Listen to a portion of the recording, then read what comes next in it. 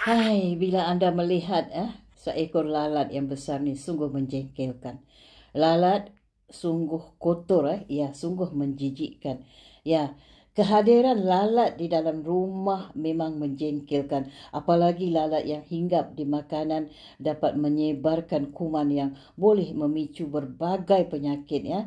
Lalu bagaimana supaya lalat itu tidak datang ke rumah kita, ya, tidak hadir sebagai tamu, tak diundang ke rumah gitu. Kita selain pada menggunakan obat semprot anti serangga yang dijual di pasaran, ternyata ada juga cara alami yang ampuh juga, ya, untuk mengusir lalat, ya. Dia berbagai-bagai cara seperti daun pandan misalnya, ya. Daun pandan pun juga boleh, ya.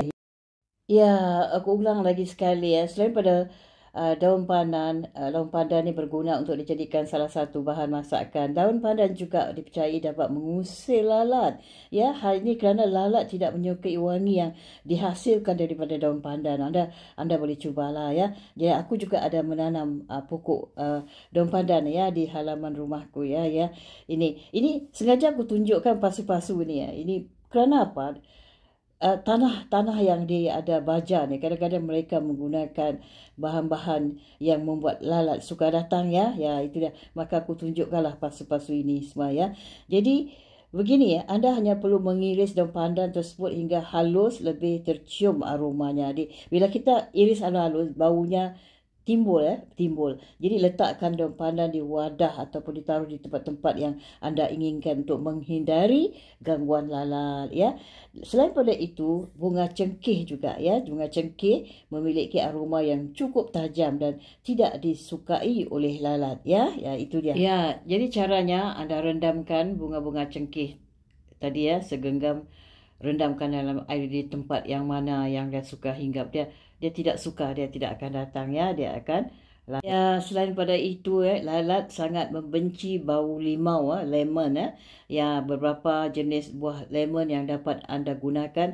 Berbagai cara mengusir lalat adalah macam limau mandarin, limau yang warna kuning atau kita sebut limau susu, ya, jeruk limau nipis. Untuk melakukannya cukup diletakkan kulit limau itu di tempat yang sering dihinggapi lalat, atau anda juga boleh menusukkan limau itu dengan cengkeh, untuk hasil yang lebih efektif. Anda cocokkan, ya, di badan limau itu, nanti dia akan mengeluarkan bau yang seperti itu. Dia tidak suka, ya. Jadi selain pada itu, tanaman lavender kalau anda tidak ada, anda boleh beli, sudah disiap di pasar raya, ya. Ternyata tidak hanya dapat mengusir nyamuk, melainkan juga lalat. Aroma lavender ini tidak disukai oleh lalat juga. Untuk mengusir lalat, anda boleh menanam pokoknya. Tapi kalau anda tidak ada, sudah ada jual semprotnya, ya. Ya, ni nanti aku tunjukkan, ya, yang ni sang lalat tak suka. Tunggu, ya. Ini salah satu yang lalat tidak suka. Kamu spraykan di kawasan yang dia ada, seperti yang kamu lihat ini, Dettol. Dettol ni bagus, bau dia harum. Lalat tidak suka.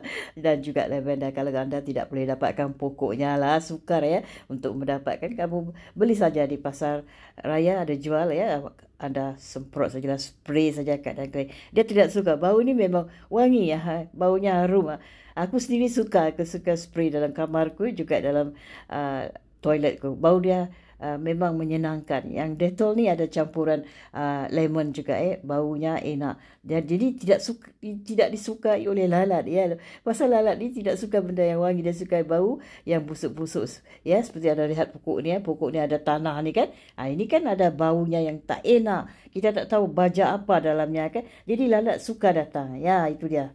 Ya, kebersihan itu amat penting, ya, dalam hidup kita sehari-hari, ya. Penting dia kata orang, kebersihan itu adalah satu daripada iman jugalah. Kita digalakkan membersihkan segala-galanya. Tangan kita perlu cuci, menyentuh sesuatu makanan dicuci. Tangan kita perlu sekali, ya.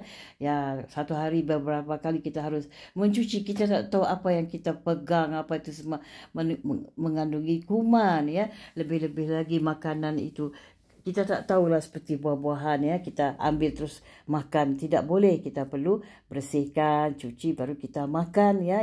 Itulah cara yang benar. Apa guna kita disuruh cuci tangan sebelum makan, kerana tangan tu kita tak tahu apa yang ada ya di luar sana. Apa saja buah-buahan yang kita petik terus kita makan masuk dalam perut. Kita tak tahu ada najis-najis haiwan lain yang melepaskan najis di buah-buahan tu terus kita makan tidak cuci ya. Ya, itu yang salah satu dari penyebabnya kita dapat gangguan usus ya. Ini bahaya ya, penting sekali ya. Ya, selain pada itu aku ingin menunjukkan contoh ya bagaimana dapur di rumah yang kotor, yang tidak dibersihkan, yang mudah lalat datang ke dapurnya ya. Aku akan tunjuk sebentar lagi.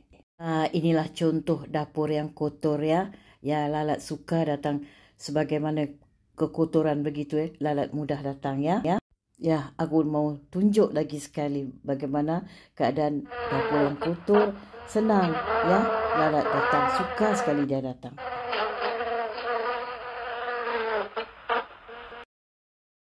Dengar ya bunyi suara lalat, dia suka tempat yang kotor. Manakala macam mana kita membersihkan dapur yang bersih, sebagai contoh, lalat tidak akan datang. Ya, itu dia. Ya, ini sebagai contoh dapur yang bersih, kelihatan bersih sekali ya. Ya, caranya begitu. Dapur perlu kita bersih, di mop setiap hari ya, perlu ya. Tangan kena cuci ya, tempat kita cuci pinggan mangkuk tu harus dibersihkan ya. Ya, kalau kita bersihkan pinggan mangkuk itu semua, lalat tidak akan datang. Kita perlu bersihkan, jangan disimpan sampai semalaman. Itu juga mengundang si lalat datang. Lalat suka sekali mengurungi pinggan mangkuk yang tidak dibersihkan ya. Jadi sebelum kita tidur, kita cuci dulu pinggan-pinggan mangkuk yang ada itu ya. Itu dia. Ya, jangan dibiarkan sampai esok ya. Bersihkan malam itu juga sebelum Anda tidur ya. Itu dia. Ya, sebagai contoh, inilah dapur yang bersih yang harus Anda contohi ya. Ya, itu dia.